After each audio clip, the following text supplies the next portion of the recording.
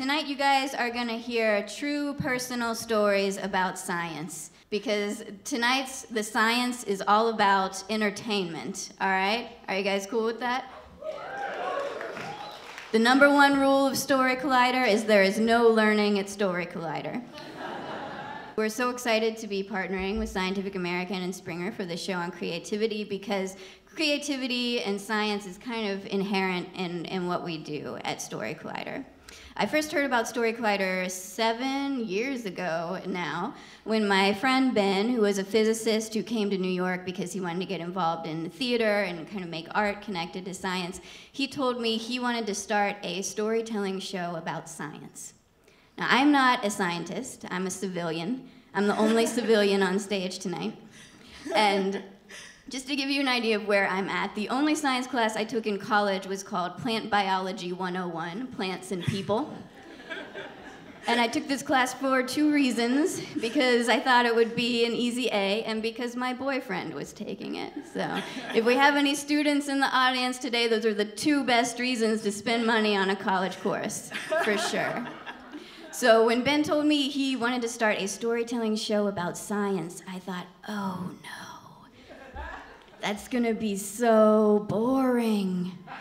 Because to me, science was just that class that I skipped in the 10th grade, you know? Like, I liked that it existed. I liked that we had things like penicillin and electricity and the internet, or at least I did up until a couple years ago. But just the idea of hearing about the process of science sounded like a major snooze fest to me. So I felt really bad for Ben and his stupid idea. So I thought I better go to the show to support him, just so he has, you know, one friendly face there in the audience.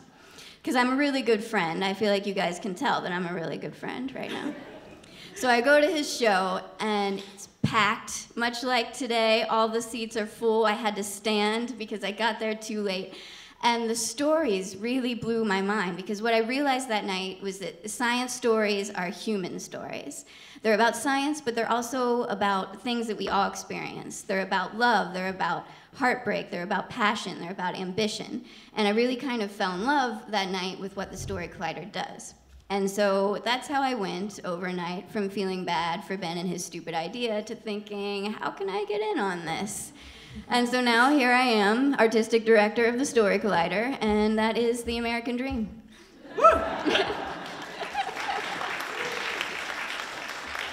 Now, Paula, my co-host here, is a scientist. She's a neuroscientist, as you just heard. So her story is a little bit different. It's kind of the opposite. It's the complete opposite. Yeah, so I'm a neuroscientist, and when I was doing my postdoctoral research, I had these amazing data, and I wanted to get published in a really good journal. That was my life goal. Actually, the journal was Nature Neuroscience. All right, Nature Neuroscience. Which is a Springer Nature journal. And I really, really wanted to publish in like a top journal, and I realized that a lot of the articles that are published in these journals have a good story about the data. And so I wanted to learn this, but I accidentally stumbled into a science communication course, which was aimed at the public. And I was a bit like a fish out of water, to be honest. And they said, well, you've got to have some personal details if you want people to care about your story. And I was like, I don't think so. I mean, I'm a scientist, and I have amazing data, and the data speak for themselves. I don't need any of this personal stuff. So I was pretty resistant to this idea. So I just went back to my paper, I finished my paper, and it got accepted and published in Nature Neuroscience. Life goals. Yay.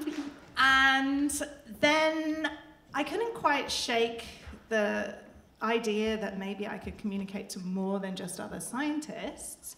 And so I got involved with a thing called Brain Awareness Week, which is a week in March every year where people around the world celebrate the brain and try and think about brain research.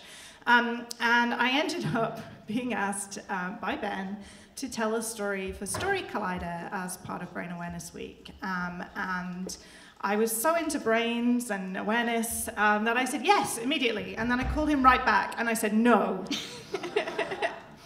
And he said, well, why not? And I said, well, I really don't think I have what you're looking for. I don't really think that I have an interesting personal story about science. And he said, well, do me a favor, just have one phone call with Erin. So this is where I come into the story, guys. This is where it gets good. I told her before I was going to tell a story about her, so she's been really nervous. So what they didn't tell me about Erin is that Erin is the story whisperer. So I spent about half an hour on the phone with her, and when I got off the phone, I had been persuaded to tell a story for Story Collider. Never get on the phone with me. I will convince you to get up here and tell a story.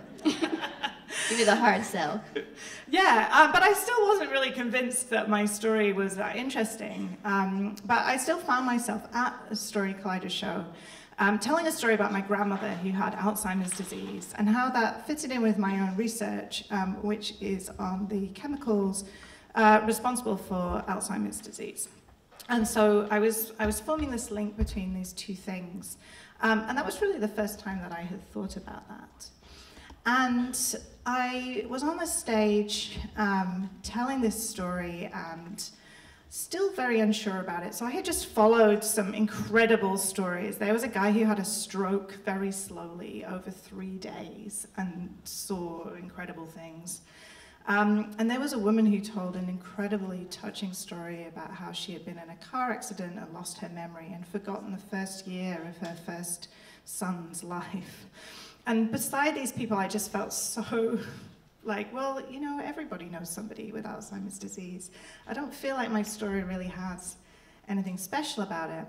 And I got up on stage, and it was a little darker than this, and the lights were a little brighter than this, and I couldn't see anybody, and I couldn't really hear anybody either. And so I just told my story without really knowing how it went. And it wasn't until I came out from backstage at the end of the show and I saw a person, a complete stranger, someone I'd never met before, standing in front of me. He had tears in his eyes, and he said to me, "Do you mind if I hug you?" and I said, no, I don't mind. I think everyone was a little emotional by that point. He said, "Thank you so much for sharing that story. When you talked about how you were afraid to be in contact with your grandmother when her Alzheimer's got really bad, I felt like that, and thank you so much for talking about that." And then I got it. Everybody knows someone with Alzheimer's disease. I was such an idiot. I didn't realize that what I needed to do as a scientist was become more relatable and show my human side. And I'm still a scientist, but I also now work as a New York producer for Story Collider. And yeah.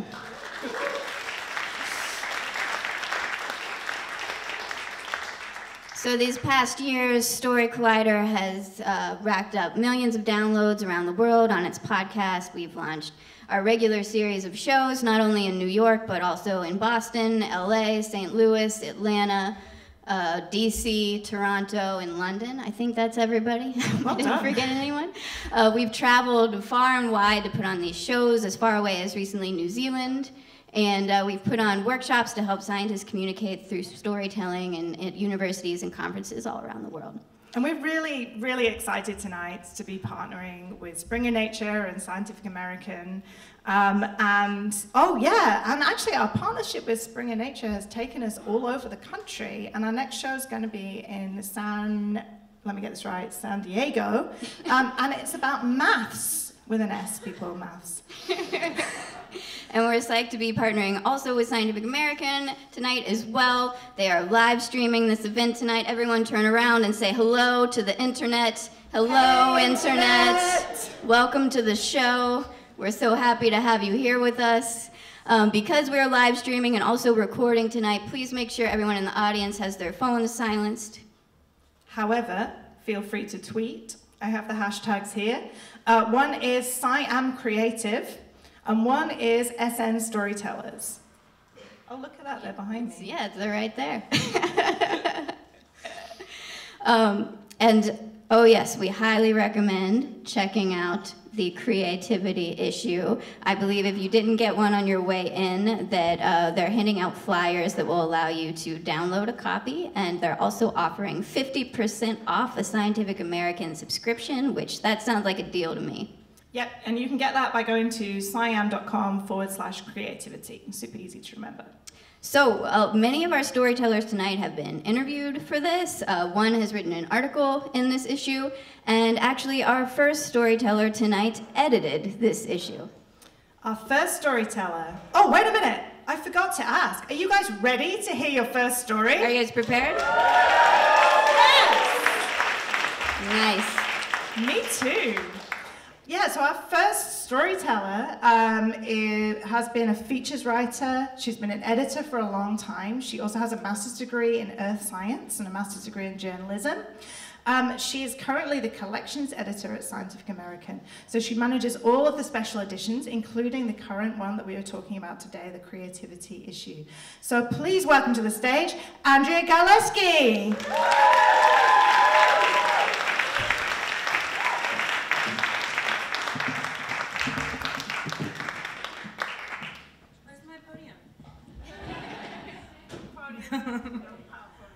Thanks, Paula. Hello. So when I was 13 years old, I joined a group of fellow students, some teachers, some of their parents, and went on a 2-week eco trip to the Ecuadorian rainforest. We were going to stay for 2 weeks at Hachinsacha, which is a rainforest deep in the wet tropical lowland of the Amazon basin. And they host researchers and volunteers. And I think I wanted to go to see a forest that was so different from the one where I grew up, something really wild and untamed. And I think I wanted to, break away from that container of my life so far. And I remember arriving at the research base. It was very dark. We drove down a very narrow, bumpy road, and the forest was encroaching on all sides, and it was black, except for the lights coming from the van. And leaves the size of TV screens were slapping against the van. You could hear the cries of animals. We'd flown into Quito, which is at 10,000 feet.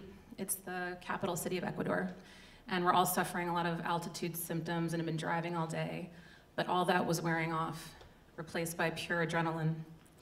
And I remember looking at my friends' faces in that dark van and thinking, we're outsiders here. What are we doing here? And I remember feeling so homesick in that moment for my parents and my little container of my life that I was missing. The thing you have to understand about the rainforest is that everything is oversized. It's like that world in Super Mario Brothers, like the giant one. Insects are the size of birds. Flowers are the size of basketballs, and it's really loud. You can hear the screaming of howler monkeys at dawn, at dusk, the cries of birds, branches falling through the canopy, trees growing to fill that empty space, creatures rooting in the underbrush. Sometimes it sounds like someone's trampling through the forest directly at you, and you have to get used to it, otherwise you're constantly startled. So you can imagine for a 13-year-old girl, this was all riveting and pretty terrifying too. So we spent 2 weeks at Hachinsacha. We met biologists who were growing trees to replant in the deforested areas nearby. We hiked to waterfalls and swam in warm jungle pools and saw butterflies of every color. We canoed down the river and dug out canoes and hiked inland 3 hours to meet a local tribe who fed us papaya from their backyard and grubs off trees for lunch. That's like a slug. We dodged fertilant snakes almost on the daily. That's a kind of pit viper whose venom is the most deadly to humans on Earth. We ate rice and beans every night, and I collapsed exhausted every night under my mosquito net, which is not for mosquitoes, by the way. It's to prevent tarantulas from crawling over you while you're sleeping. Yay. And every night I was awoken by the thunderous pounding of rain on the tin roofs of our cabins. So I was more awake than ever before. Everything was so vivid and thrilling. I was happy, freaked out, sweating with anxiety at all moments. And I was sketching everything I could because I wanted to remember all the new things I'd seen: ferns, bugs, snakes. And one of my favorite things to sketch became the heliconia flower. It's this wild, fake-looking tropical flower. The stalk is about 1.5 feet high, and it has these vibrant red and yellow flowers that are sort of waxy and pitcher-shaped, and they bulge out and then taper at the ends, and only the long tongues of hummingbirds can reach that nectar inside. And I seemed to see the heliconia everywhere I went. It sort of became a little talisman for me on this trip. Toward the end of the trip, we decided as a group that we wanted to have some solitary time in the forest, each of us, to have that experience of sitting in a wild jungle. So we filed out silently into that jet green mass, and each picked a spot to sit for about an hour. So my sitting place was on the edge of this little stream, trickling stream, and I sat on a log that was jutting out over the water. And it's like green you can't even imagine. And the sun was filtering down bright yellow through all this green and dappling the forest. And I could smell the soil damp from the rain, flowers in the air. Light was crystallizing and popping off the stream and in my eyes and in the forest around me. And the echoing of things falling, the echoing of life everywhere. So I settled in to sketch a little group of water strider bugs on the surface of the stream. Those are insects that have these little pads on their feet, and they use the cohesive force of water to stay on the surface. So they skitter around, and they're fun to watch. And I don't know, 5-10 minutes of sketching, I hear a deep growl from somewhere nearby. Like that growl that a wolf makes when it's circling you, about to attack. Shit. I'm like, there's no wolves in a rainforest, so it's gotta be a jaguar. That's the only, predator I can think of. And I know jaguars like to swim, so I've probably come across her favorite swimming hole. And she's pissed. So I freeze, and my heart starts pounding, and I'm clutching my sketchbook with my sweaty hands. You can hear blood rushing in your ears when you're that terrified. And I heard the growling, but nothing ever came out of the forest. I couldn't see anything. And time was slowing down, so this could have been 1 minute, it could have been 10 minutes. As far as I was concerned, these were my last moments on Earth, so I was paralyzed with fear. And so after a time of just suffering, contemplating my short and fruitless life, I hear the growling from sort of above and behind me. And, I turn, I'm like, this is an aerial attack, awesome. And so I kind of turn, and I see an enormous heliconia first, like the biggest one I've ever seen. In my 13-year-old brain, it's like the size of a linebacker. It's the most incredible heliconia plant with its vivid red and yellow flowers. And that's when I see it. Not a jaguar, a hummingbird, 10 inches tall, the size of a hawk. He's coming to feed at the heliconia plant.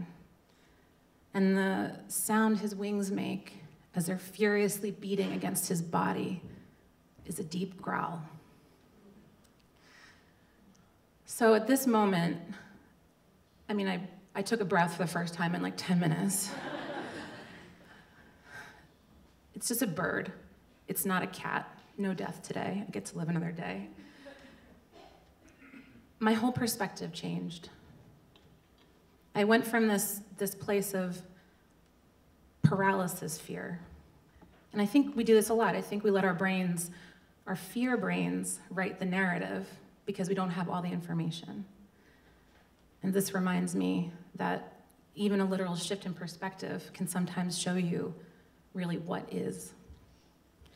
But also, I think, and this could have been the cocktail of adrenaline and relief hormones flooding through my body at the time, but I felt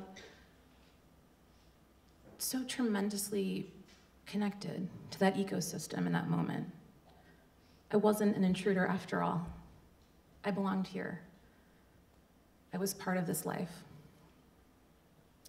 And that feeling of purpose and belonging into a place that was so different from my container that I'd come from.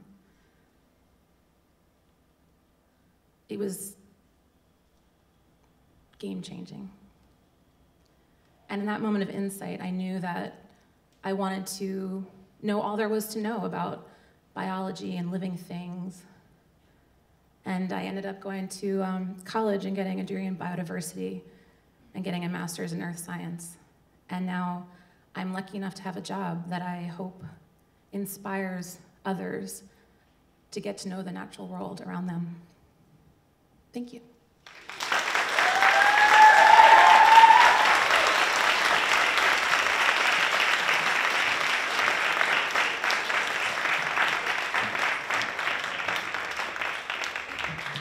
Thank you, Andrea. Actually, I've been to the rainforest, and it's really scary. You were there for some work you were doing? No. Just for fun? It was the last vacation I took. It was 2002. I wish I was joking. And I was just out of college, and I worked for a year at a pharmaceutical company. And I made enough money to go on like a 6-week vacation to South America.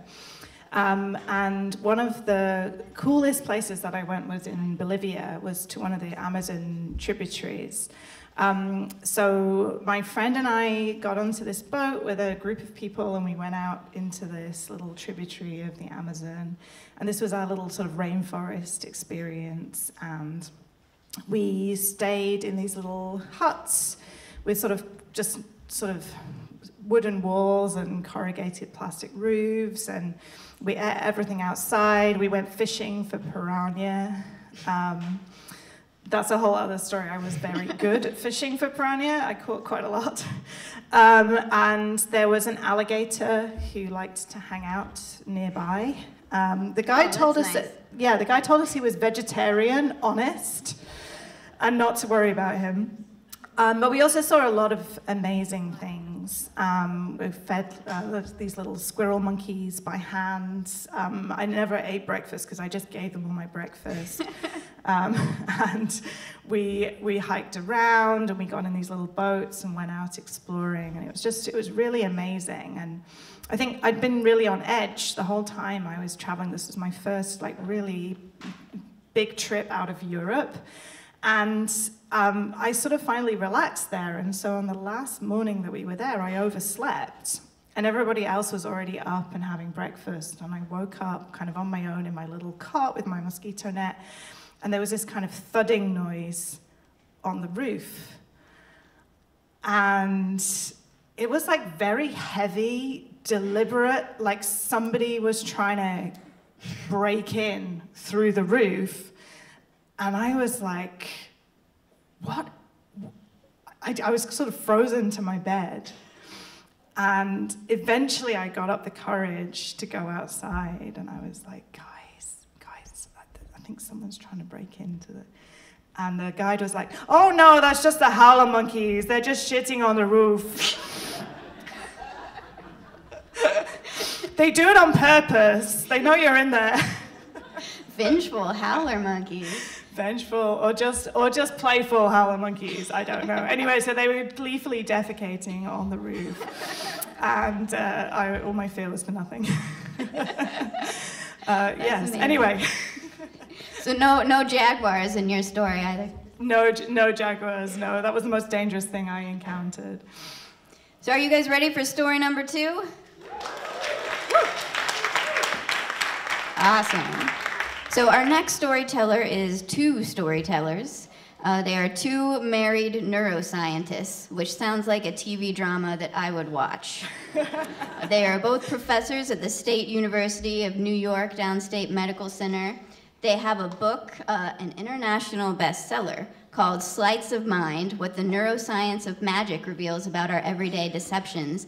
And their new book is just about to come out on October 24th. It is called Champions of Illusion, The Science Behind Mind-Boggling Images and Mystifying Brain Puzzles. It is available for pre-order, and we will also be selling it at our regular venue, Caveat. If you ever come to future Story Collider stores, you can pick it up there, but sounds to me like you gotta go for that pre-order.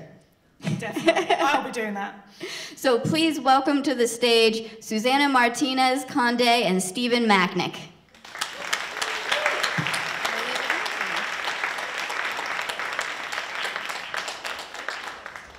Keep it going.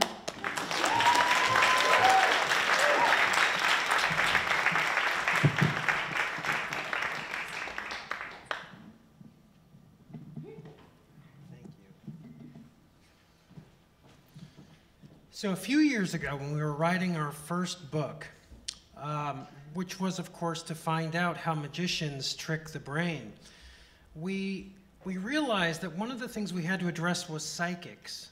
Because were psychics using magic tricks to seem like they were reading minds, just like a mentalist might do on stage? Something that you need to understand about us is that as neuroscientists who study magic and illusions, we are hardcore skeptics. We didn't get how it's possible for psychics to actually fool people into believing that they're witnessing supernatural feats. So we had to see with our own eyes how it was done. Now, at the time, we lived in Phoenix, Arizona, and near Phoenix is a place called Sedona, Arizona, which is one of the most beautiful places on earth. And in fact, for the paranormal believers, it's not just a beautiful place, it's one of the 14 power points of the earth where you can actually ground the vibrational frequencies of the universe. And we knew that we had to go to the psychic fair that was being held there in order to find out what was going on. Now, we didn't know what might be in store for us, so we had to have some advanced preparations. I did some reading, and I found out that at the fair, psychics might offer something called psychometry, which is not quite as scientific as it sounds. You bring an object with you that you feel connected to, and the psychic will provide a reading of that object's history and significance.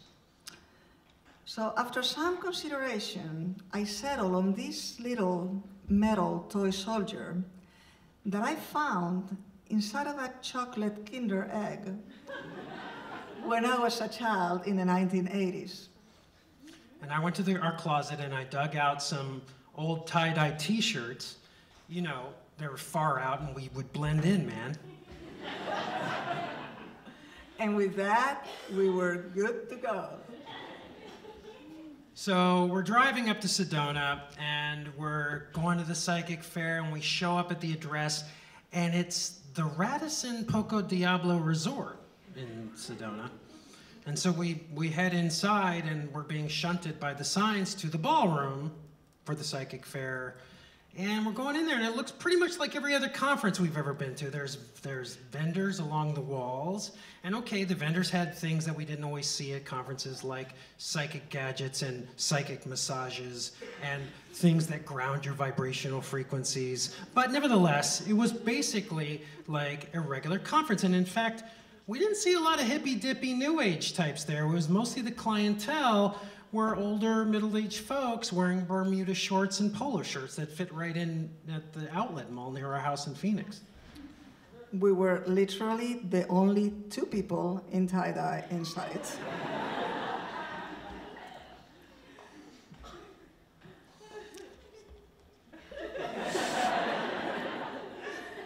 You had expected to see some incense tents, I think. Yeah, exactly. So whereas we were expecting drumming circles and incense-filled tents, we actually saw none of that. and realized that our attempt at camouflage was a complete failure. So we decided to split ways so we wouldn't stand out so much. I headed off to the tables with psychic gadgets. And I decided to go and get some psychic advice on whether I should go back to school or remain a stay-at-home mom, which I've never been. But this character that I created for myself was a very different person from who I am in real life. The reason is that I wanted to see if I might be able to get away with it, or whether the psychics might see through my facade. The first two psychics that I went to advised that I go back to school.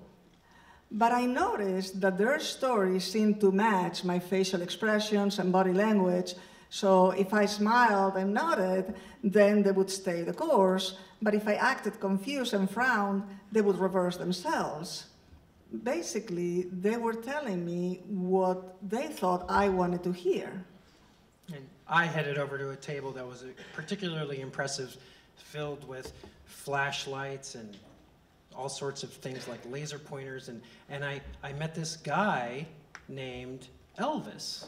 And he had the sideburns to match. And when we started talking to him, he started showing me this one particular device on his table that was a box with a Polaroid camera in it, and it had a lamp with a spinning filter wheel.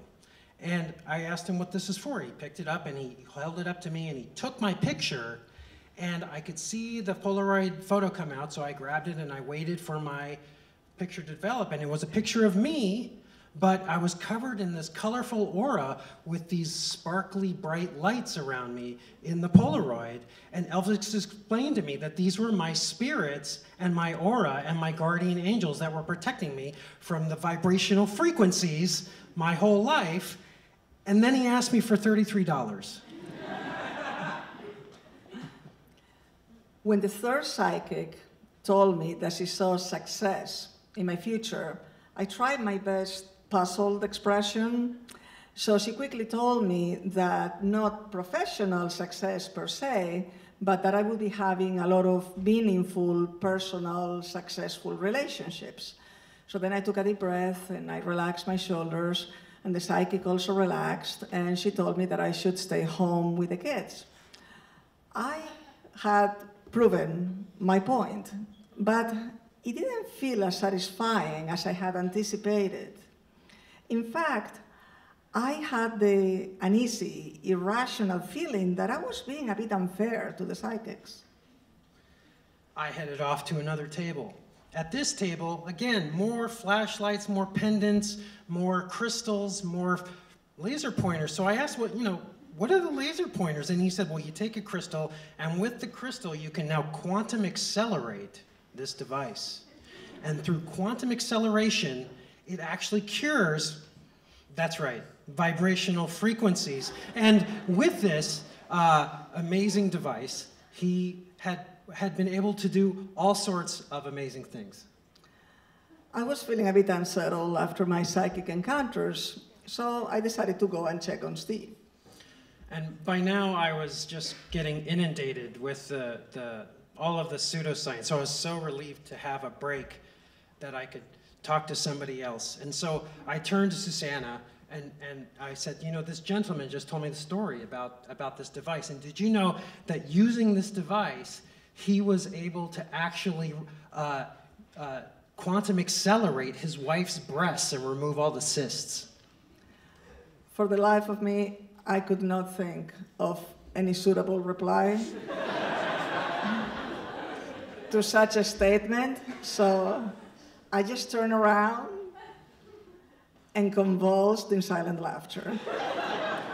She literally ran away. I decided it was time to get some psychometry readings of my little soldier. But I was concerned that if I told the psychics that I had found this soldier inside of a chocolate Kinder egg, they might not have the necessary seriousness for this exercise. So I told him instead that I had found the toy lodged between two wooden planks on the floor of my old rental apartment in Boston, and that I felt a special connection to it. For the record, this device, this doll was a doll that was a British soldier from 1760 with a musket on his shoulder.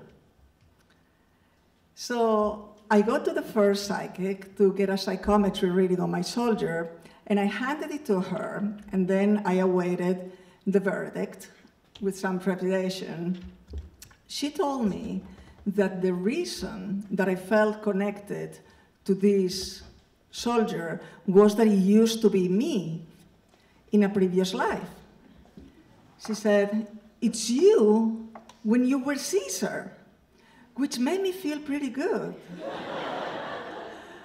Although I didn't believe a word of it. But throughout the whole experience, I was finding myself bizarrely of two minds. On the one hand, being quite skeptical, as it's my own nature, but also wanting to know more.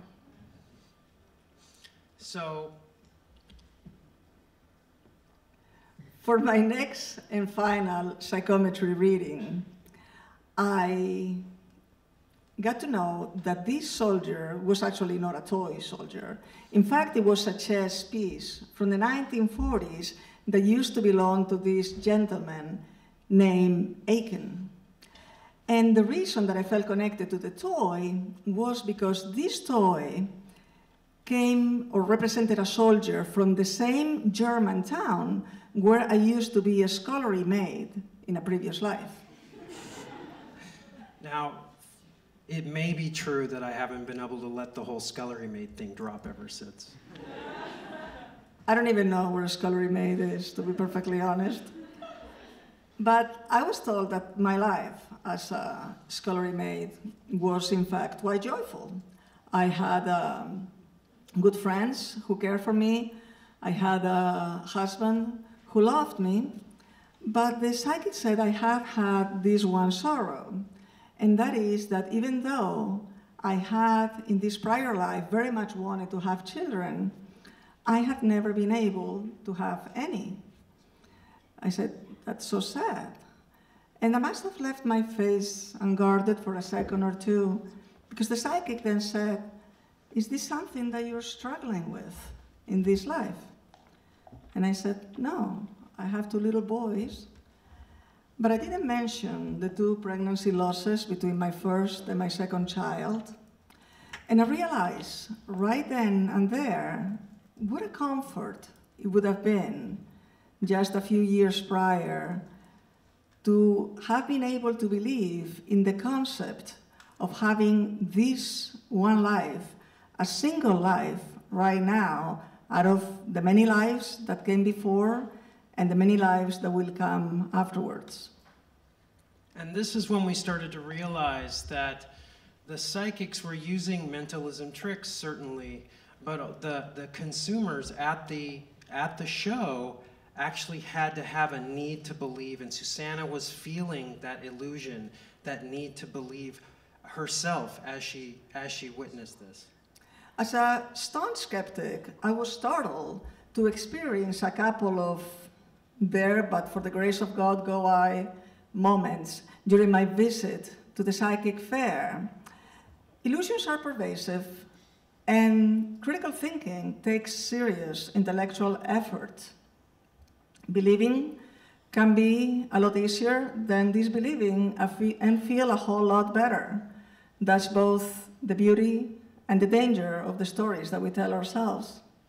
So our mission changed a bit as we went to the psychic fair. We went there to learn about how psychics actually used magicians' tricks to read your mind, or at least to appear to read your mind.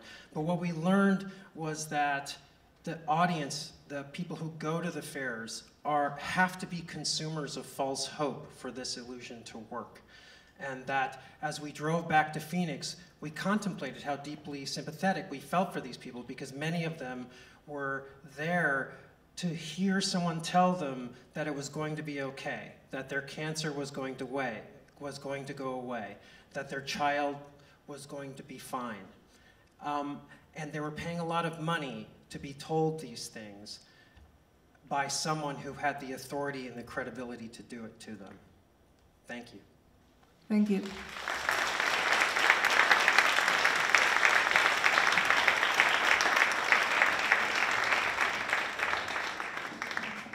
Thank you, Steve and Susanna.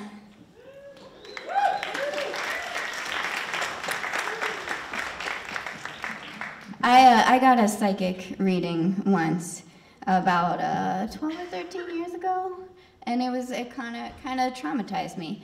I was in college at the time, and I had this boyfriend. His name was Kurt. We had a lot in common. We both really liked beer, and we really liked Will Ferrell movies, and so obviously we had a very deep connection.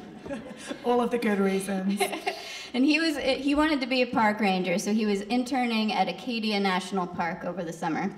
And we kind of had this presumption that after we graduated, he was going to become a park ranger somewhere, and we were going to get married, and I was going to be a writer, and we were going to live out in the woods, et cetera, et cetera. So I went to go visit him up at Acadia, and within 24 hours, I was so bored. I was bored out of my mind because he had to work the whole time I was there, and it was pouring rain, and so there was this psychic in the main square of town, and I thought, I'll just go to the psychic for something to do. I've never been to a psychic before. It could be fun. It could be a laugh. So I went, and she's just like this little old lady in all the traditional psychic garb, exactly what you would picture if you pictured a psychic. And she made me give her $100, which felt like a lot, but I was very desperate for entertainment, so I forked it over. And I think she did the tarot card thing. And she told me, you're with someone right now. He has, brown hair, he's tan, he's very handsome, everything is good between you guys. And this was a little bit disturbing because that's a pretty decent description of Kurt, my boyfriend at the time. But then a lot of people have brown hair and are handsome and tan, so, I wasn't too worried yet. And then she told me, but it's not going to work between you guys. It's going to end very soon. You're going to meet somebody else. He's going to have dark hair and fair skin. He's going to change your life. You guys are going to move to a big city together, and you're going to do things on stage. And to me, this sounded like complete BS, because at the time, I had really intense stage fright. Like, we had to take public speaking as a class at my college, and I'd saved it until the very last semester because I was so terrified. And so I just walked out thinking, what a waste of $100. That was awful. And then a few months later, Kurt and I broke up. And then a few months after that, I met a guy with dark hair and fair skin. And then a year after that, we moved to New York City. And here I am in front of you on a stage. And my dark-haired husband is right there in the audience.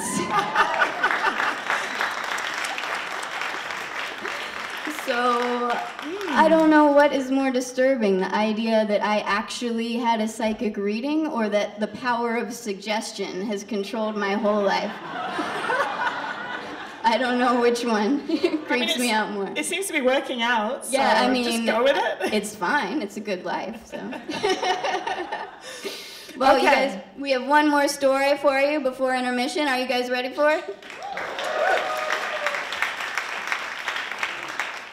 Our next storyteller writes a blog at Scientific American called Beautiful Minds. He's an author, a researcher, a speaker, and a public science communicator, and has authored no less than 7 books, including Ungifted, Intelligence Redefined. Please welcome to the stage, Scott Barry Kaufman.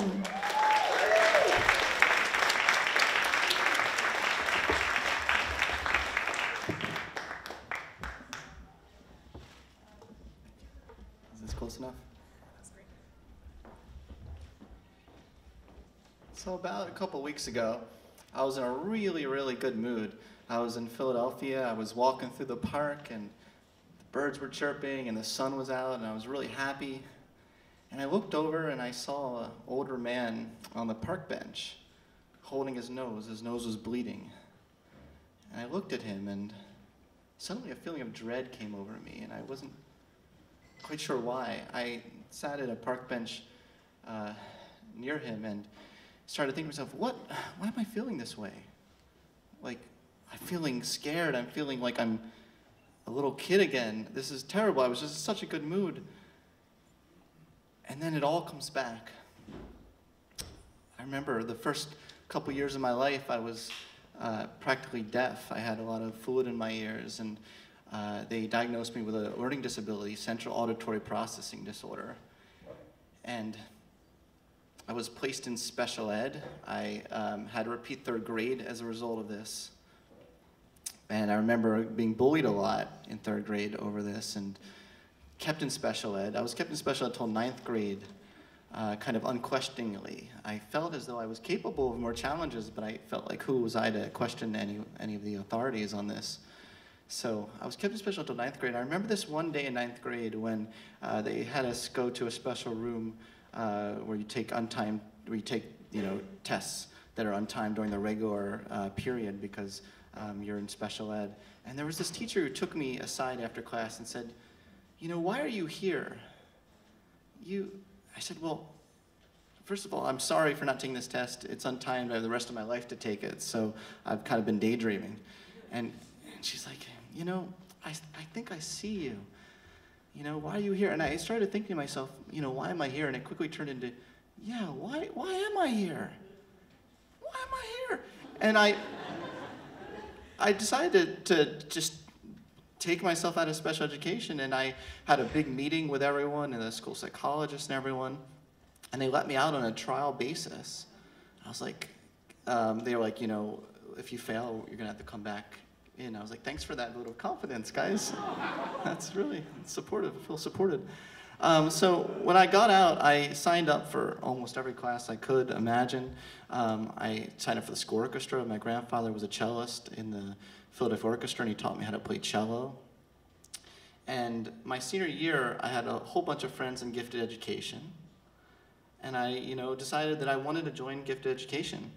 And so I went up to the gifted education teacher, and I said, what, could I join gifted education? And, the teacher said, no, you certainly look gifted. I was like, okay, good, I guess that's good, a good start.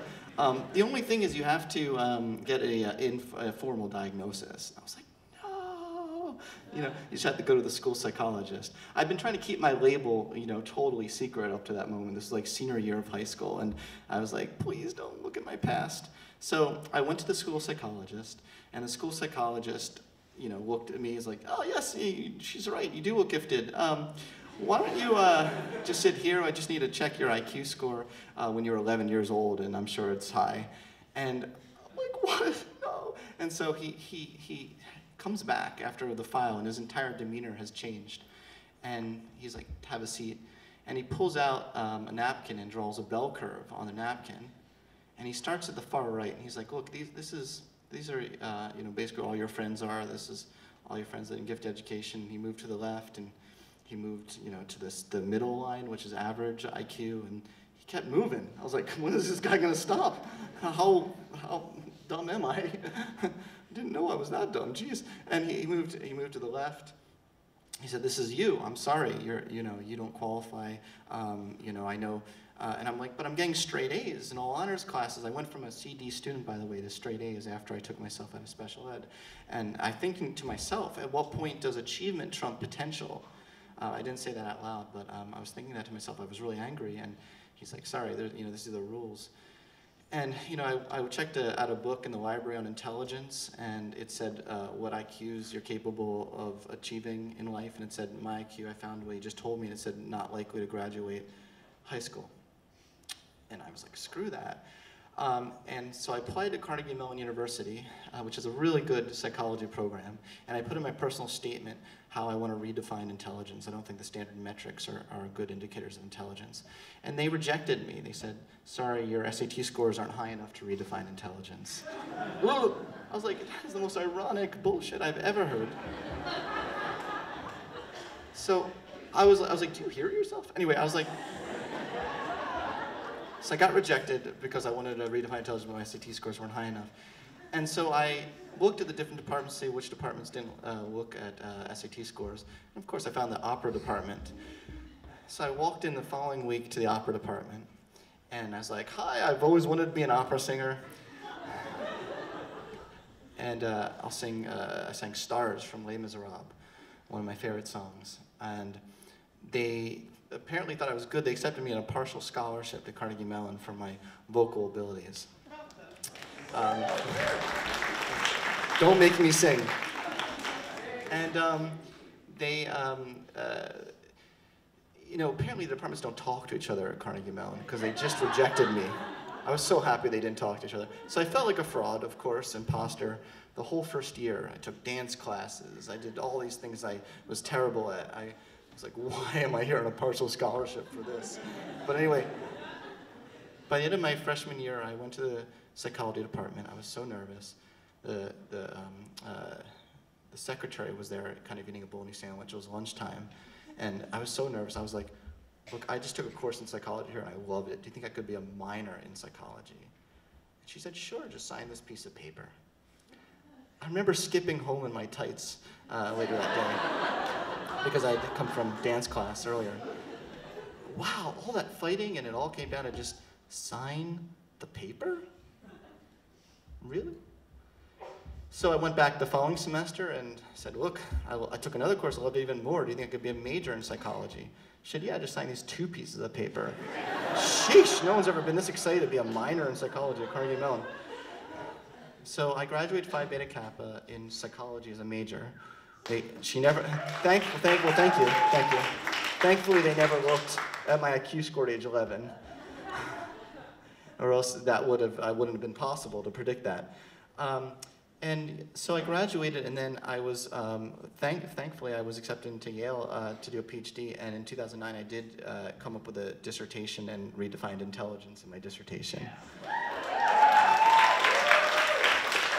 That's the most applause consecutively ever that I've ever received. Thank you. So I'm back on the park bench, kind of that whole story just goes through me again, and then it hits me.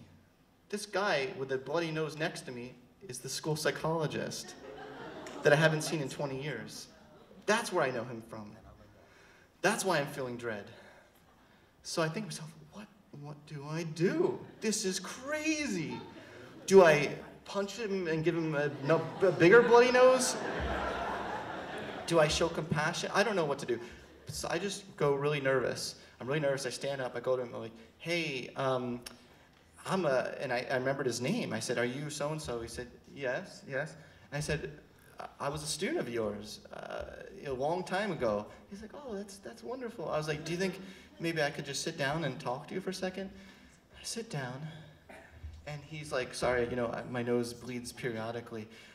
So anyway, I want to tell you, there's this kid that I'm helping who is just a really stupid kid, and he just has, he got a 85 on his IQ test, and I'm like, really?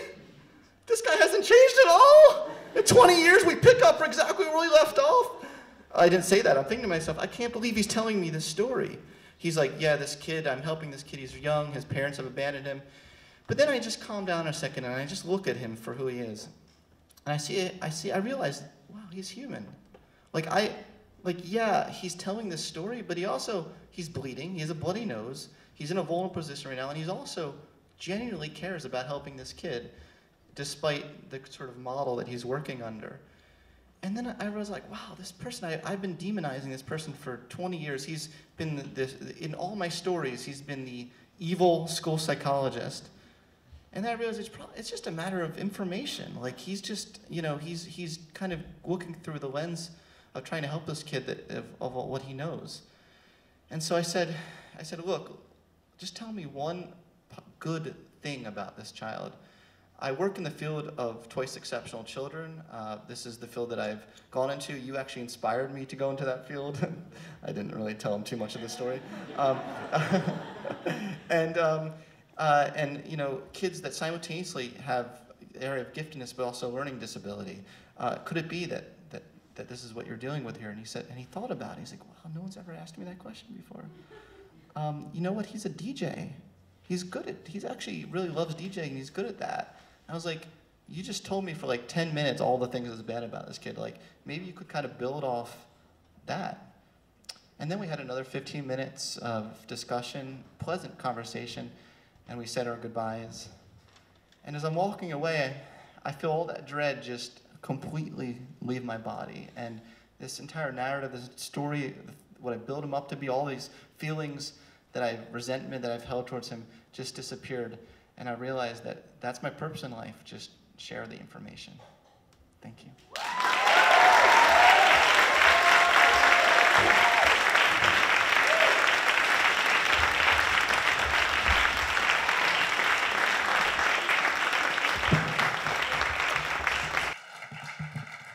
Thank you so much, Scott.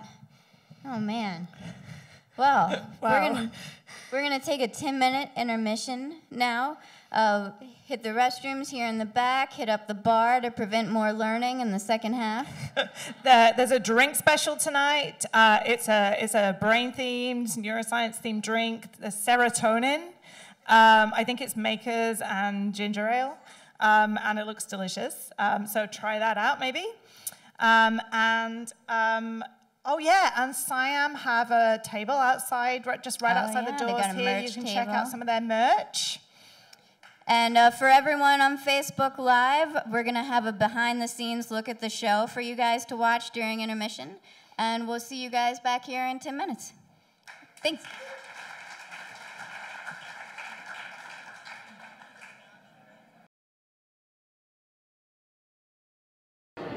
Hi, I'm Sonia, the engagement editor at Scientific American. Thanks for tuning in to our Facebook Live event, The Mad Science of Creativity, at the Bell House in Brooklyn. I'm joined by Lucy Frisch. She's the producer for Springer Nature Storytellers. Welcome, Lucy. Hi, so good to be here. So tell us, what is Springer Nature Storytellers? So Springer Nature Storytellers is a science communication initiative where we harness the power of storytelling to really humanize the research that we publish. We really want to show the faces and the personalities behind the researchers that are out in the fields, doing the work that we publish. So why is science communication important? Why should the public want to understand about the research that scientists are doing? I think storytelling as a form of science communication is especially important because it really shows the personality behind a scientist. I think oftentimes researchers have all of this expert knowledge and they end up alienating the public because they use scientific jargon or specialized terms. And the beauty of storytelling is that as you're telling a story, you really breed empathy in your audience, and so people start to care about what it is that you're saying, and they look at you as a person that's having real life experiences that you can relate to.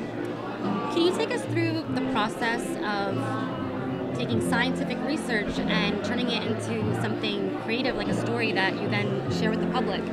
Absolutely. So we've done a lot of work with the Story Collider, and one of the tips that they always give is you have to pick a moment in your life or an event that you have a lot of emotion behind, and that can be positive or negative. So something you were over the moon excited about, or maybe an event that was borderline tragic. Maybe it was something surprising or unexpected, and if you can take that moment and create a 10-minute story and really put people in that place that you were in at that time and kind of how you were feeling, it's going to be the most effective. I think also just thinking about tension, like a really strong narrative arc, there's a lot of tension and understanding of, kind of building up to this climax, and those are really good storytelling tactics.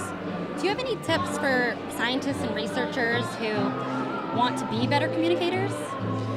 I think in general it's about not being afraid to kind of put your personality in front of your research. I know that it's really important to communicate the science and to make sure that all the facts and figures are correct, but it's just as important to understand why you're doing the research and why other people should care about it. So can you tell us what some of the challenges might be and how they could overcome those?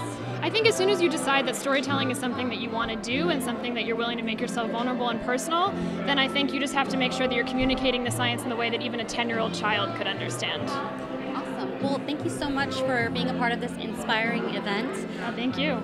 And for our viewers at home, we wanted to share with you that we have a special offer. So we're offering 50% off our digital subscription to Scientific American, and that way you can stay up to date on all of the latest awe-inspiring discoveries, and it's going to be available at www.sciam.com/creativity. Now, you've already heard from this storyteller, Andrea Garleski. Hi, Sonia. Hi. Hi. Andrea, this event was inspired by Scientific American's issue, Yeah. The Mad Science of Creativity. Yeah. Well, what inspired the issue? Well, we have done a lot of stories at Scientific American on creative thinking and innovation and insight. And every time we run a story like this, our readers love it. So we decided that it would be a great opportunity to collect all the stories we've done and put them in one place. And it's turned out to be a great success. People seem to love it. The second version of this issue we've actually produced, and so we're pretty pleased with the turnout. So I'm going to ask you a pretty difficult question for somebody who edited this issue, but do you have a favorite story? I do. An article we published in this issue is actually a Q&A with our editor-in-chief, Merit DeChristina, and two neuroscientists and an artist. And she's really asking them, what are the tips that you have for everyday people on being more creative? And they have just such great advice to give. Collect all your ideas, and there's no such thing as bad ideas. Challenge yourself with tough questions that you might be able to solve. Broaden your experience. Go to new places. Look at new things. Get diversity in your life. All these things create new neural connections in your brain and help you get more creative in your everyday life. So that was definitely my favorite because it's some really hard steps that you can take to be more creative.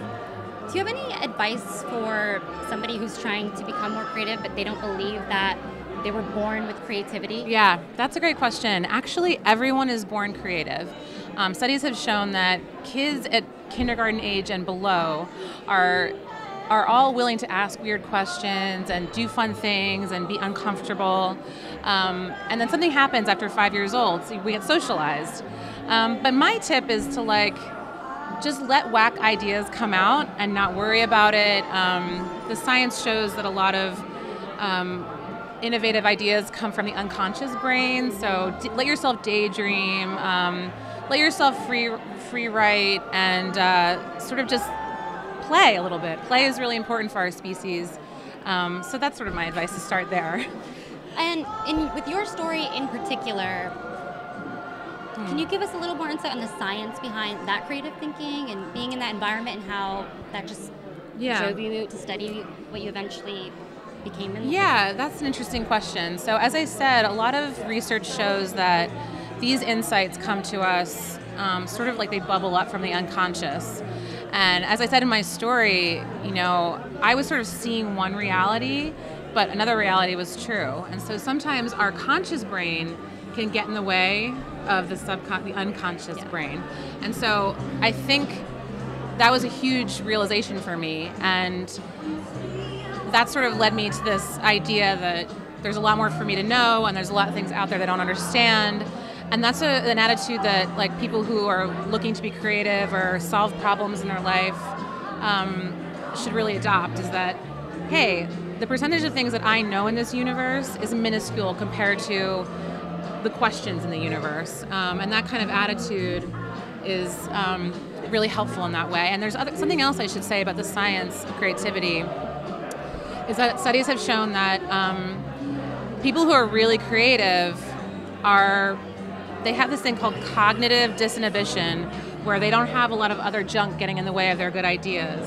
They kind of just let whatever comes to the surface go, and they explore it. They go back to old ideas, they go back to wrong ideas and tweak them.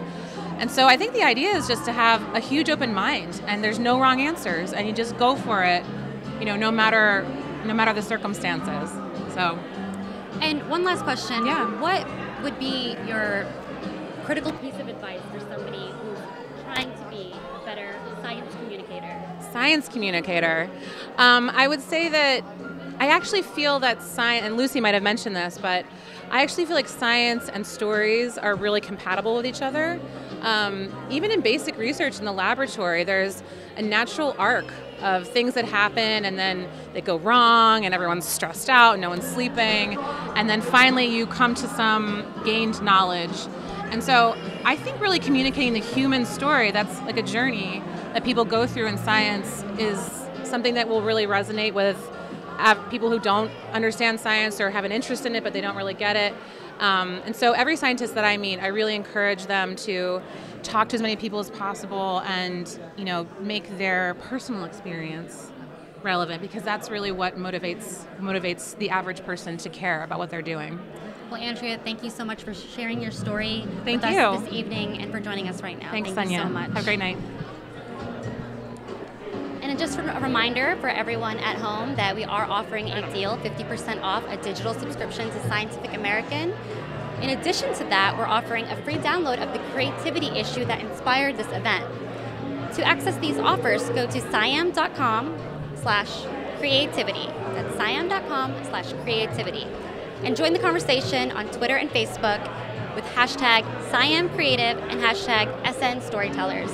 We'll be back with the storytellers in just a few minutes. Hello, everyone. We're going to tell you a little bit more about the Story Collider. First of all, we have a podcast. In fact, if you wanted to hear the story Paula was talking about in our intro today, you could hear it on our podcast.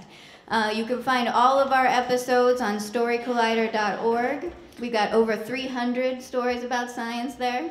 And also you can subscribe to our podcast by going to your regular podcasting program and looking for Story Collider, and there are 2 new stories every week. Yeah, every Friday we put up a new episode with 2 stories. If you're a Springer Nature fan, do we have some Springer Nature fans in the room tonight? Oh yeah! They have a podcast, their Springer Storytellers podcast, Before the Abstract, that you can also subscribe to. Go to beforetheabstract.com. And I think all the stories from tonight, all the stories from our shows with Springer will be on that. And if some of you live in New York, anybody live in New York? Oh, good. Then we also have a live show every month. And those are at our new home, Caveat, which is on Clinton Street in Manhattan.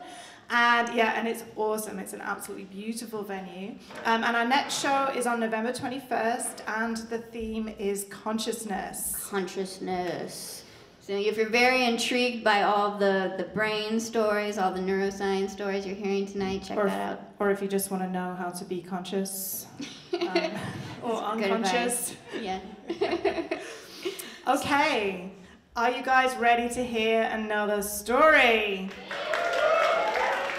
I don't know. I think we can do better than that. This is the second half of the show, guys. Are you ready for it? All right. Amazing. So our next storyteller has many titles. He is a senior scientist at the Rotman Research Institute at Baycrest in Toronto.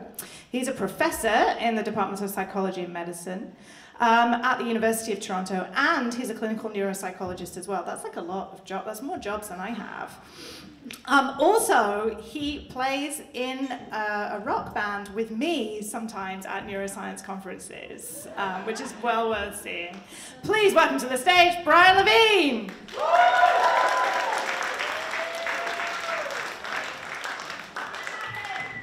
Keep it going for Brian. It's a big stage, guys. How's that? You hear me? Okay. So, when I was an undergraduate student, I made a mistake in analyzing some data. And the mistake wasn't discovered until after the professor presented those results at a conference. The professor was hopping mad, and I was humiliated. I didn't know what to say.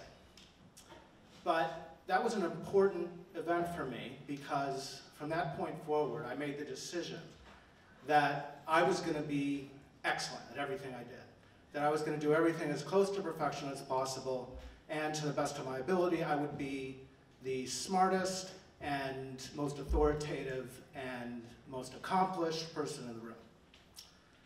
So I applied that in my studies, and after a few years, completed graduate school, and I got a PhD in clinical psychology, and I specialized in clinical neuropsychology, which is the study of brain behavior relationships.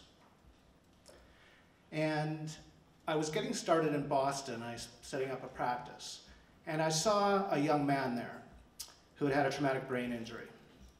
And he had a personality change. So he would get into relationships with people that would exploit him, take his money, and he wasn't like that before. And so I came into my office and I thought, I can help this guy. I'm an expert. I can do testing and make a diagnosis, hopefully come up with a treatment plan and help him. So I came into my office. I have a whole shelf full of tests, standardized materials, instructions, and things that are used in clinics everywhere. And I tested his memory, his attention, his perceptual functioning, his motor functioning, and so on. He performed pretty much normal on all the tests. And then finally I tested his executive functions. Now, what are executive functions? Executive functions are the higher level functions involved in problem solving, abstract thinking, and strategy.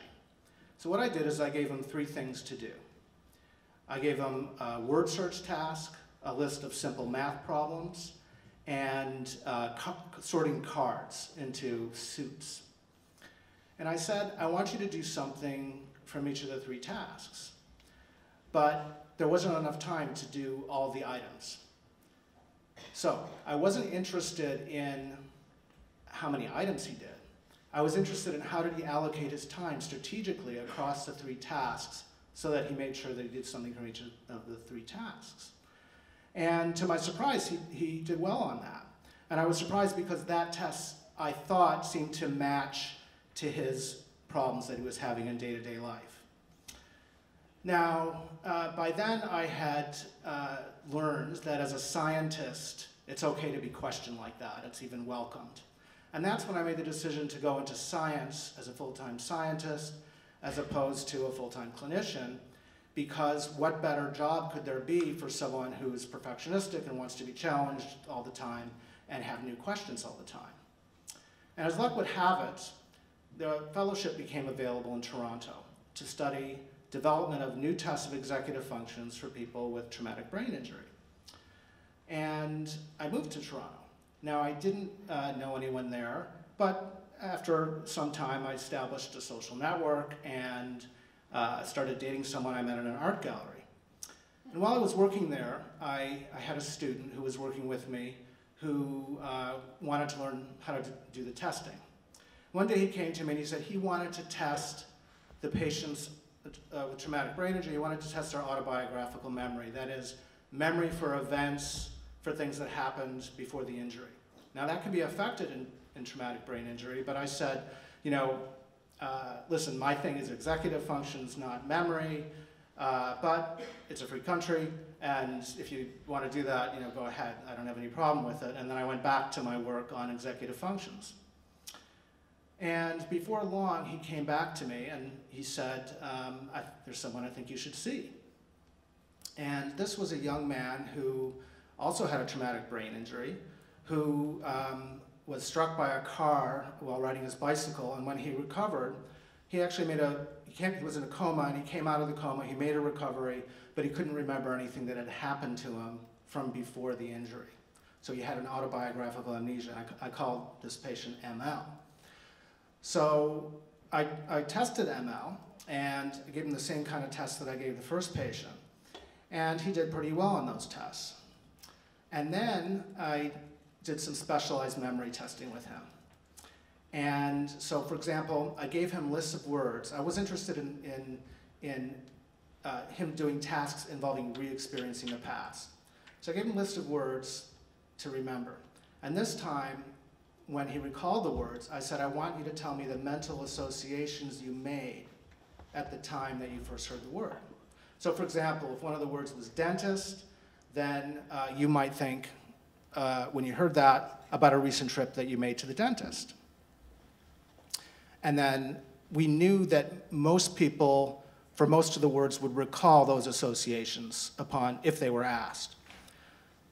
So this time, I hit the jackpot. He could recall the words, but none of the mental associations. So it was as if his learning was fine. His learning was, in fact, fine. But it was as if he was lacking the re-experiencing, that sense that the I doing the recalling now is the same I that heard those words in the first place, was having thoughts and feelings and making associations to those words. And then we did a bunch of brain imaging studies and showed that his pattern of brain damage corresponded to his behavioral pattern. That was a very exciting time in my life. On the personal side, I had moved in with the woman I met in the art gallery, and we had a baby on the way, a girl. And I was very excited to become a dad. And in my work, I dove deep into this thing. I felt like ML, through his extreme misfortune, pointed to a miracle of nature, and that miracle was autobiographical memory. And so I went around, I started talking to people, anyone I could find, old people, young people, people with strokes, dementia, and so on. And I asked them to tell me stories about events from their life.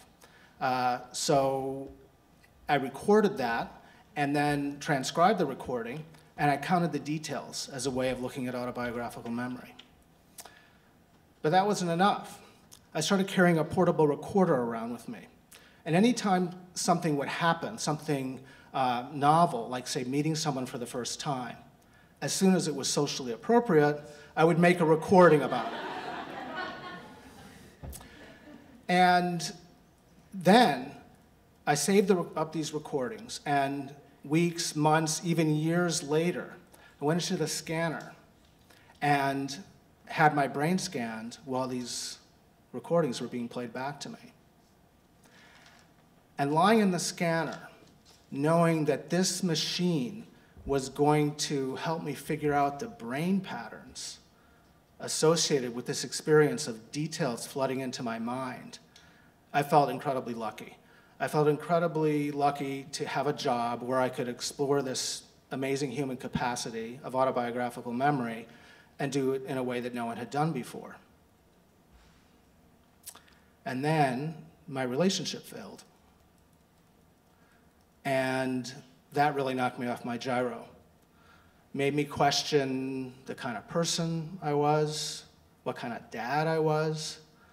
I had to set up a new place. So for a few days, I actually shut down IKEA. I even thought about lying down on one of their beds, so I could open the store in the morning. And around that time, I had been receiving emails from people about their memory, and because of my work in memory. And so I received an email from a woman named Susie McKinnon. And she wrote me that she had never re-experienced anything in her life, and never re-experienced events that that had occurred to her, ever.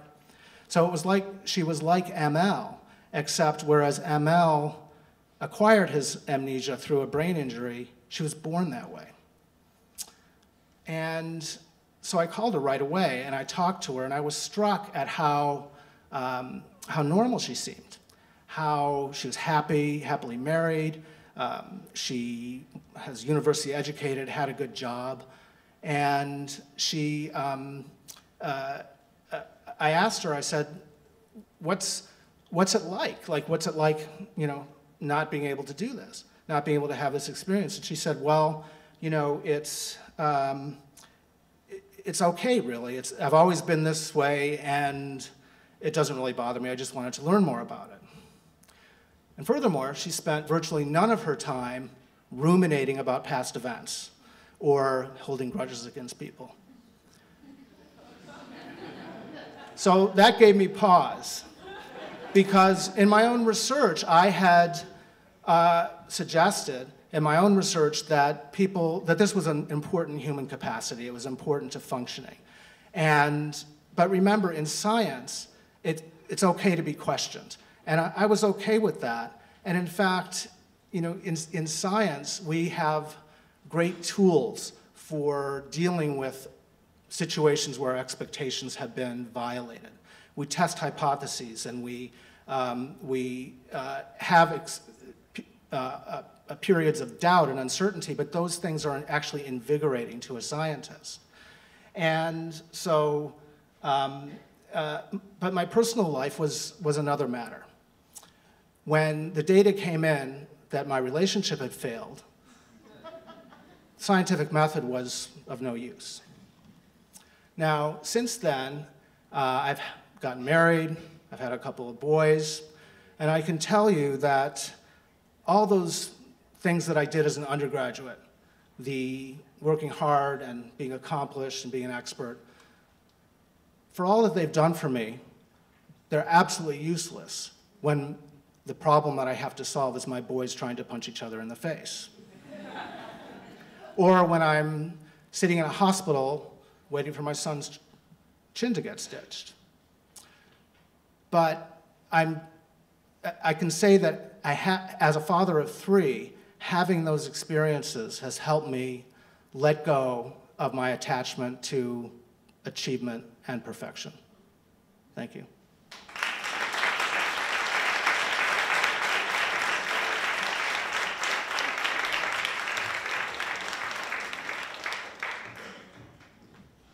Thank you, Brian. Oh.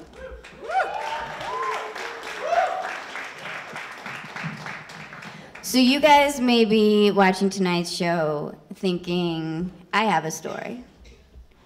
Anybody thinking of any stories out there? Do you guys have some stories? I see a guy with a story. If you can't, just call Erin and spend half an hour talking to her, and you will have one. The story whisperer. If you would like to tell a story at one of our shows, let us know. Send us an email at stories@storycollider.org. Let us know what your pitch is. That's a big way that we find people who tell stories at our shows. If you are a writer or a scientist who's published with Springer, with Nature, with Scientific American, get in touch with your editor. Let them know that you would like to do one of our partnership shows with one of these organizations. We would love to have you. And if you're not a scientist in the room, do we have any non-scientists in the room? Where are my people? Yes! Woo! These are my people. Thank you. If you're not a scientist, you can tell a story too. We have non-scientists tell stories all the time about times their lives have intersected with science, whether it's a powerful moment in a science class or a medical issue or et cetera, et cetera. We'd love to have you guys too. You're always welcome as well. So, we have one more story for you guys tonight. Are you ready?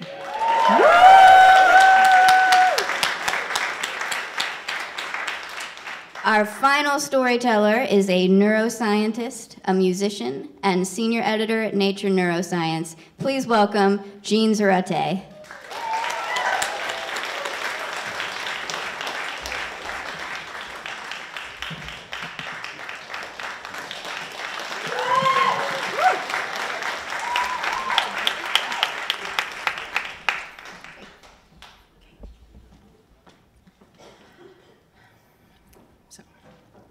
When I was 8, I was taking private violin lessons and singing in a children's choir at the local church for about 2 years. One night, my violin teacher surprised me. He said that he thought I had enough promise to audition for a children's music program at Juilliard. I got scared at first, but as our lesson went on, I grew more excited, and I had hoped that my dad would let me audition. So as I was packing up my violin as the lesson ended, my teacher told him about the opportunity, and my dad said, "We'll discuss it first." After my teacher left, he sat with me on the living room couch and said, "A musician's life is really hard. It would be better for you if you picked a more stable career and just keep music as a hobby." I was disappointed, but I knew why he said that. He didn't want me to struggle as much as he and my mom did growing up in the Philippines. They worked extremely hard to become medical professionals, and they moved to New York for the American dream. They worked really long hours to support our family here and back in the Philippines. So since they worked a lot, I was left to my own devices to occupy my time outside of school. They made sure I was surrounded by books so I wouldn't get bored, but eventually I started reading my dad's science magazines, and those fed my growing curiosity and interest in science and math, and they helped me do well in those subjects. As I got older, of course, my taste started to change. I'd leave the radio or MTV blaring in the background as I started flipping through those science magazines more quickly to look for any story about the brain, especially the ones about how it changed with musical experience. And that is until I got distracted and started singing and dancing along to any pop music that came on and my parents really didn't like. So as soon as I heard my mom open that front gate, I shut that music off before her key unlocked the front door. Sometimes I'd start doing my homework, and other times I would crack open my violin case and act like I had just finished practicing a piece for the high school orchestra. I don't know how I got away with that, though, because the sound of my violin usually traveled across the street, so she would have heard if I was actually playing something, but she never said anything. She'd just tell me about the tapes of old Hollywood musicals or Disney cartoons that she brought home, movies that she never got to see in the Philippines.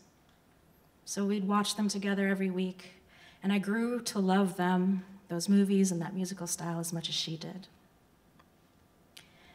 When I started college, my parents were really proud. I was enrolled as a neuroscience major in the pre-med program, and I planned to get rid of the orchestra and the choirs and focus myself on becoming a neurosurgeon.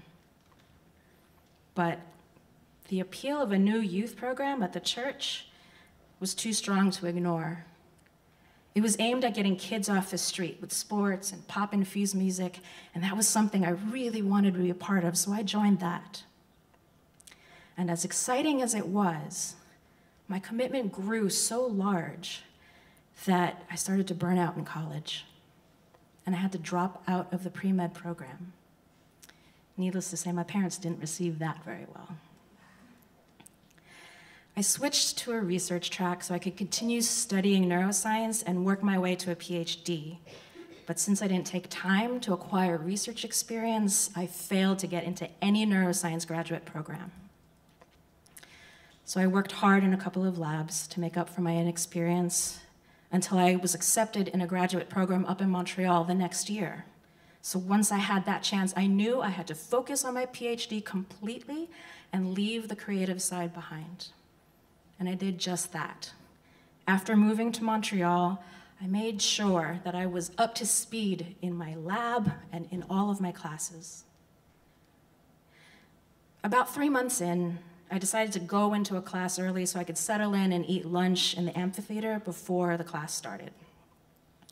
In walks this kind, older gentleman, sheepishly asking me if he could play the piano off to the side because it was part of his lunchtime routine.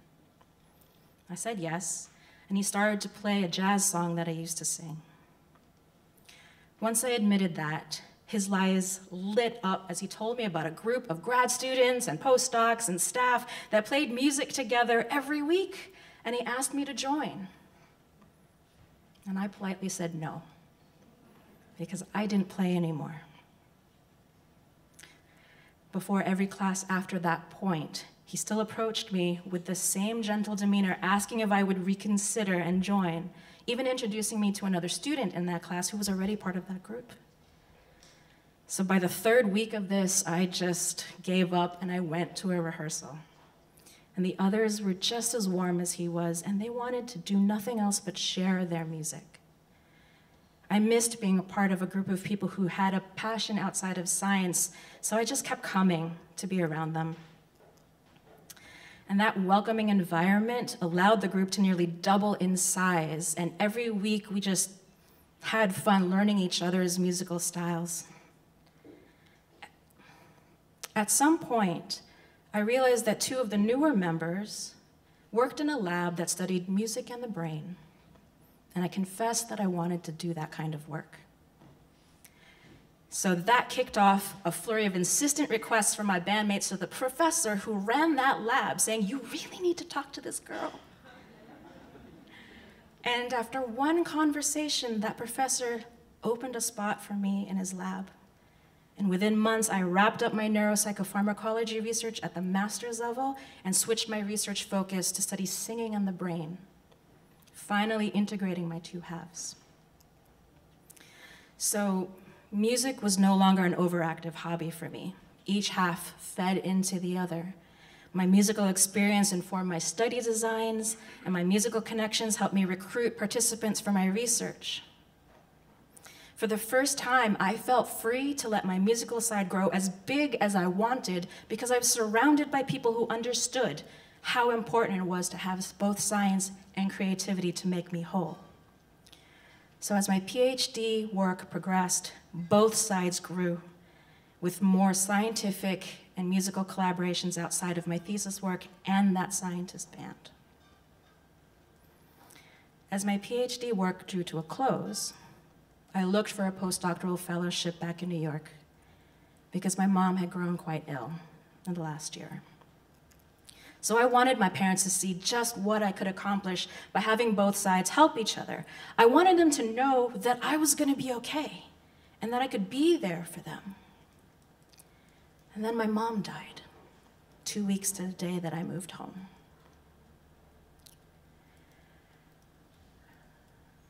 My brain was no longer filled with dozens of thoughts flying through it, and my ears could no longer tolerate anything related to music. I felt nothing, except dull hunger pains and exhaustion forcing me to sleep, and I just went through the motions, snapping to attention only when my dad couldn't process some details as we planned for her funeral. And that same muteness shrouded everything on the day of the funeral until we were sitting in the back of a black car heading to the cemetery. One thought popped into my head. Your body betrayed you. And I was stunned for a few moments before another thought popped in. Write that down. You'll use it when you're ready. I slowly eased myself back into the science because I could design a project that had nothing to do with music if I wanted, because the creative side hurt too much. When my friends asked me to sing a song that I used to cover several times over in Montreal, I trembled and nearly bawled at the microphone when I forced myself to do it. And my chest ached to use my voice for anything besides speaking, so I decided right there that I was no longer going to sing in public. But a year of only science satisfied my brain and nothing else. And again, I longed to be around people that were looking for a creative outlet, but I couldn't just join a band again in New York. So I took a beginner's acting class, since it felt safe to start from scratch with others. But there was this exercise that required singing a few notes of a song, and my stomach twisted. I nearly let everyone else go up before they realized I hadn't gone yet. So when I went up to start singing, I shut my eyes and sang the same song that I forced myself to do for my friends. When I was done, I slowly opened my eyes and saw the teacher looking at me. She said, "Wow, you should be a singer." And I said, "I am." I started acting and taking acting classes with her for the next few years. And those improv exercises and scene work brought me back out, exploring and writing emotions that I couldn't express. And I learned how to act confidently until I became strong enough to actually feel that way. Whether it was in trying music again or in job interviews as I looked for the next position after my postdoc. My musical performances became stronger, and acting and writing became additional creative outlets for me. And when my creative drive grew strong enough for me to write songs for myself, that phrase that entered my head at the cemetery worked its way into a song, which became part of an album, which I produced music videos for. Since then, my science career has changed again. Just like when I was little, I get to read the latest neuroscientific findings, but now I get to read it before they're published by any research journal or by science magazines. My creative endeavors have changed too, but both sides nourish each other again. But I'm not gonna lie, I still struggle to find where the balance should be, because more often than not, the science now overtakes the music. But I'm certain that I shouldn't prioritize one side just for stability. I need both. Thank you.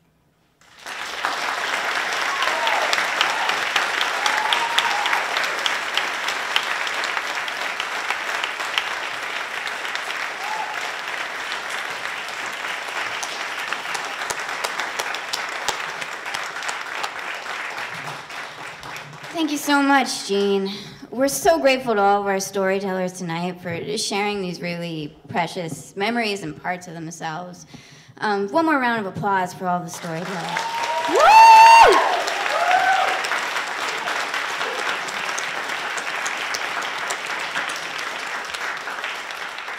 Well, guys, that is our show. Before we go, we want to say a few quick thank yous, and I hope you guys will join us in this. First, we want to thank the staff at the Bell House for having us here tonight. Thanks, guys. Especially Chris back in the booth. Thanks, Chris. We want to thank our bartending staff and Andrew, the Bell House staff manager. We want to thank our photographer, Nick, our brilliant recording artist, Zoe. Recording artist, I like that. Isn't that what she is? Yeah. And we want to thank, of course, our partners in this event, Springer Nature and Scientific American. Woo! Thank you guys so much for making this possible. And one more huge thank you to all of our storytellers, without whom tonight would not have been possible. We'll see you next month. Bye, guys.